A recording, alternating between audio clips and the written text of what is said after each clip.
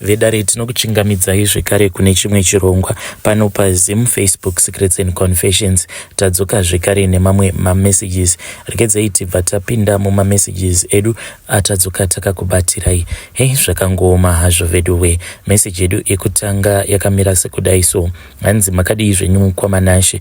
Ndinokumbirawo kuti munge muchindipostirawo nyaya yangu makavikawo chitupa changu. Inini nyaya yangu mukwamanashe yakamira sekudai. Inini ndiri mudzimai ane makore 40 ekuberekwa. Zvekare mukoma pari zvino inini nemhuri yangu tiri kurarama tiri kuno kunyika yevatorwa kwatiri uko kwatiine dzimba dzedu idzo dzatakazotenga. Pari zvino imba yechinumber 2 ichiri mumaoko ema-lawyers because the process has not yet been completed, but imwe yacho yatakatanga kutenga tichangosvika muno munyika yevatorwa. Baba vakabva vati it was an investment, saka ipapo panongogara maloja. Zvaizvezvi baba vakatoti tikufanira kuti tinge tichizopaita another guest house like we have some guest house kumusha uko. Asi mukoma zvinhu hazvina kutanga zvakadai. Zvinhu zvakatombotanga zviri manyama ainge amire nerongo chaizvo. And at that time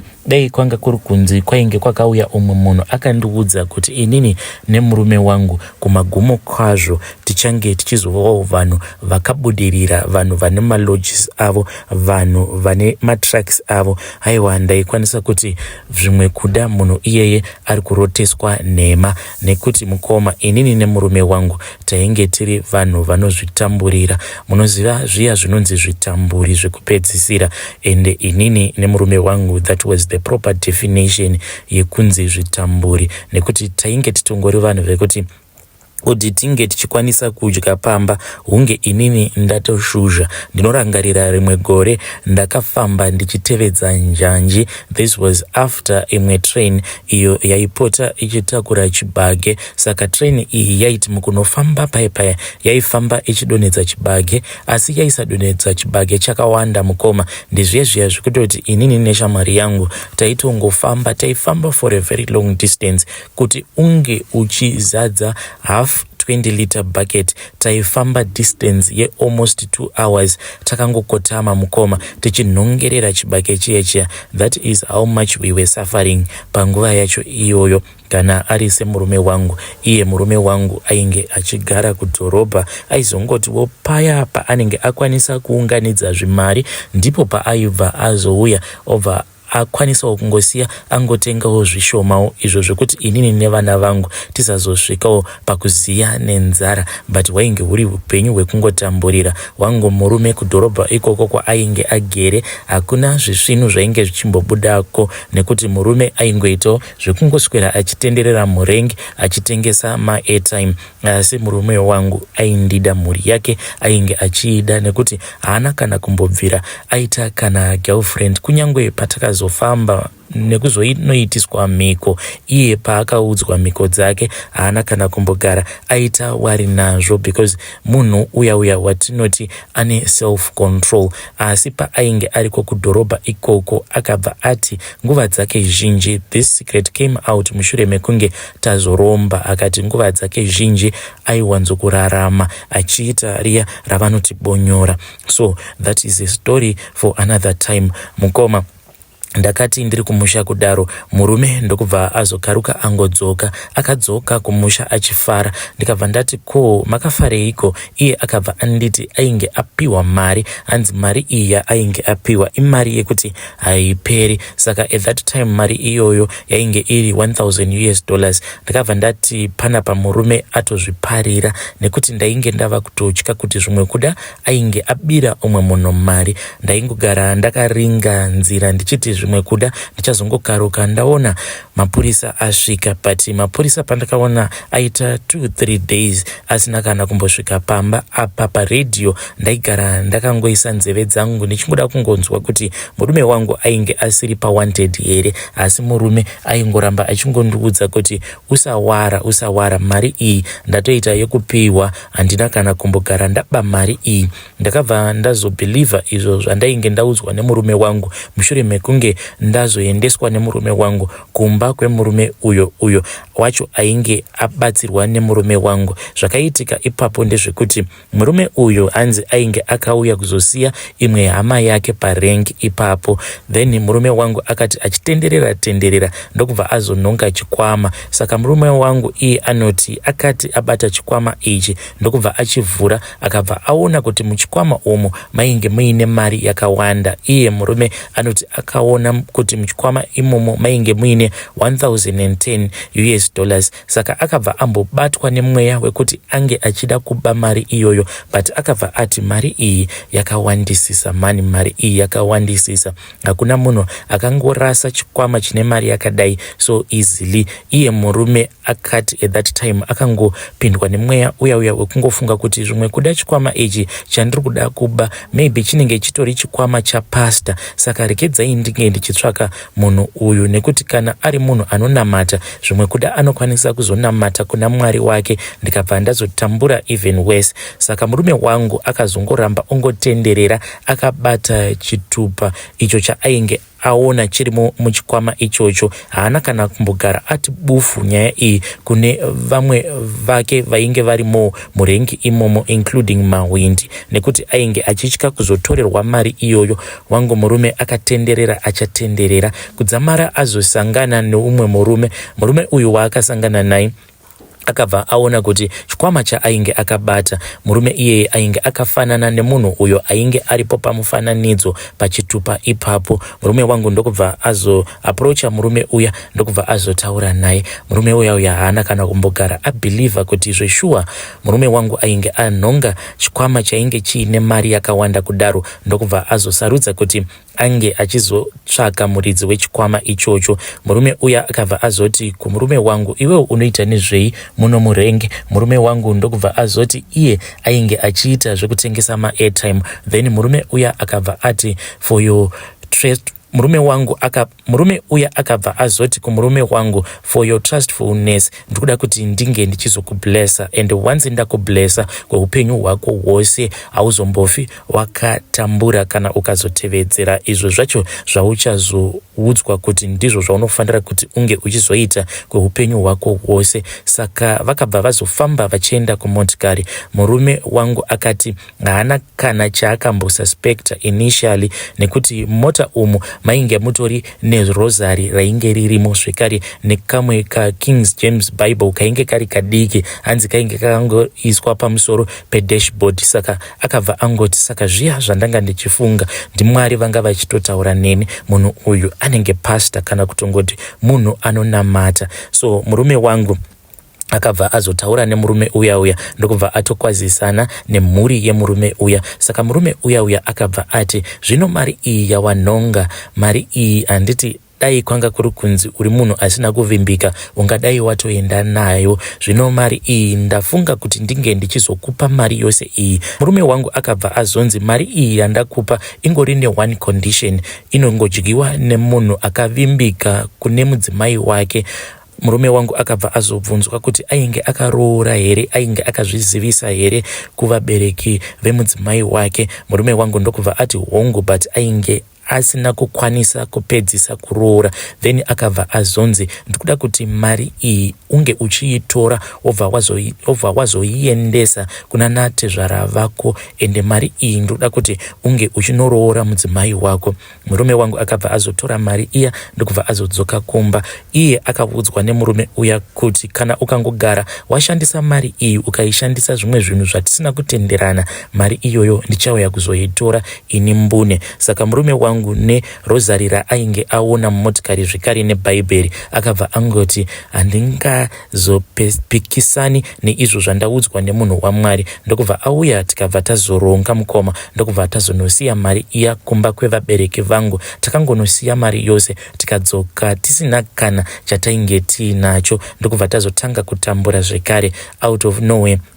murume wangu akabva azoreceiva phone call apo paainge ava kutogadzirira kuti ange achidzokera kudhorobha uko kwaainge achishanda. Ndokubva anzi nemurume uya, ndikuda kuti unge uchiuya kuno, but paunouya kuno zama kuti unge uchiuya navadzimai vako. Then ndokubva murume wangu azoti mhuri yangu ndinokwanisa kuuya nayo, asi mari yacho haikwani. Mari yandiinayo imari yekutoti ndichatongofamba ndichitoita zvehwakumukwako ndichitsanzidzira, nekuti mari yacho haitokwani.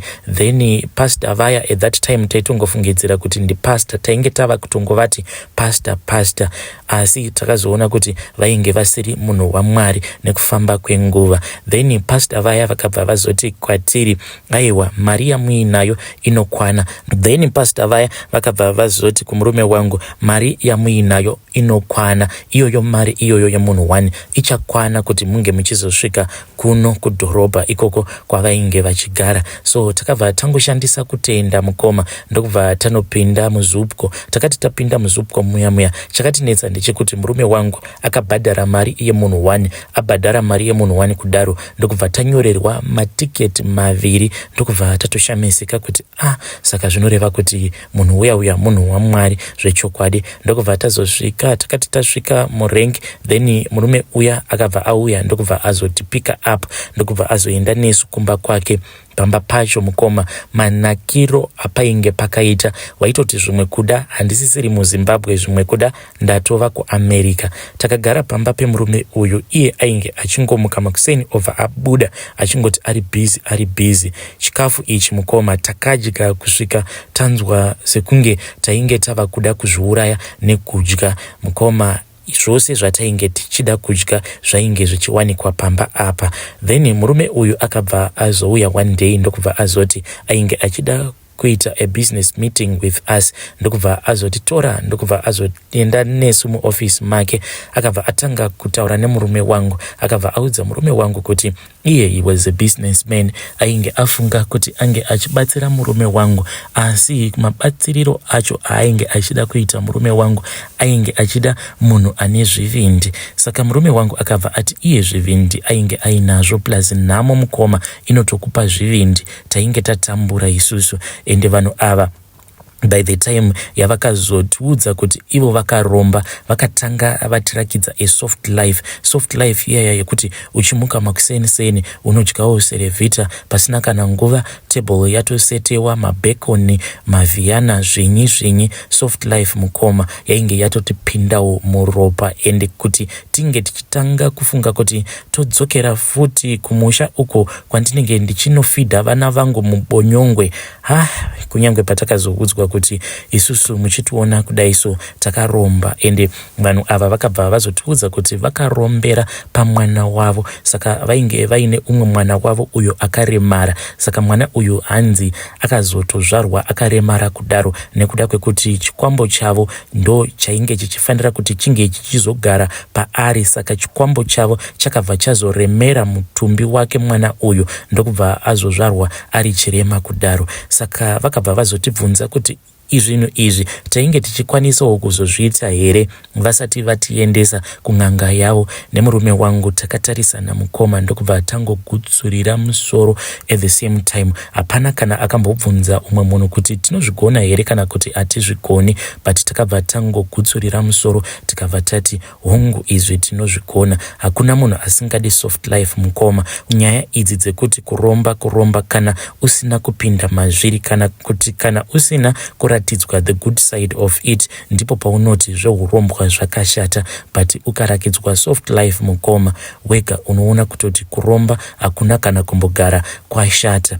So murume wangu akabva azonzi nemurume uya iye achange achizopiwa ma-connections ekuti kana azotanga any business raanoda, then ma-businessmen vamwe vanenge vachiuya kuzosapota business rake. Takabva tazobvunzwa kuti tainge tiine business here iro ratainge tiinaro mumusoro. Murume wangu akabva atodairira mudenga, ndokubva ati iye ainge achida kuvakisa malodges, ende kubva kudhara nakudhara murume wangu munhu wekuti ainge achida kuvakisa lodge kunyangwe kwedu kuGrowth Point. Pane pamwe paakambowana zvimari akati iye ainge achida kutovakisa lodge, but inhau yekuti kwedu manje kuri very quiet, vanhu havana mari kuma areas ekwedu, saka ndo zvakabva zvazongomuodza mwoyo. Saka ndaitongoziva kuti ndo business raachatanga kutaura. Inini ndakabva ndazobvunzwa kuti painge pasina here rimwe business randainge ndichida. Inini ndikabva ndati ndinongoda zvekungotengesa hembe izvozvo.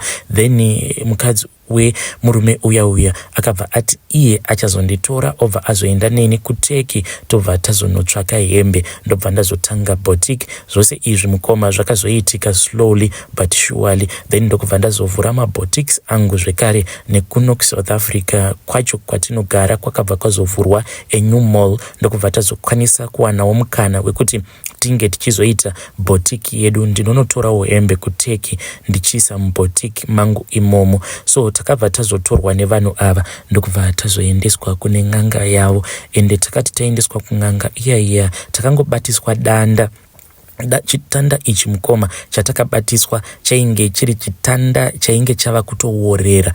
Then tikabva tanzi chitanda ichi taifanira kuti tinge tichizochitsemura nepakati. Ndokubva inini nemurume wangu tatsemura danda riya. Saka kutsemura kwatakaita danda riya hanzi ndo mhiko dzacho idzodzo dzatakatoitiswa. Ende takabva tazobvunzwa kuti mhiko dzainge dzakatirerukira kwatiri dzainge dziri mhiko dzakaita sei, nekuti chikwambo chedu ichi chainge chiri chikwambo chechikadzi. Saka murume wangu iye akabva ati isusu titoriwo vana vadiki munyaya idzi, hapana kana zvatinotombonzwisisa kana muchiti muri kuda kuti tinge tichizvisarudzira mhiko dzedu, nekuti chikwambo ichi chamuri kuda kutipa ndechechikadzi. Sekuru vaya vakabva vaseka havo vakabva vati zviri munzeve chizukuru. Vakabva vati chikwambo ichi vazukuru vangu kana ndichiti icho chikadzi, handiti munhukadzi anofanira kuti ange achizoroorwa here, ange achizoita murume wake waanenge achizvara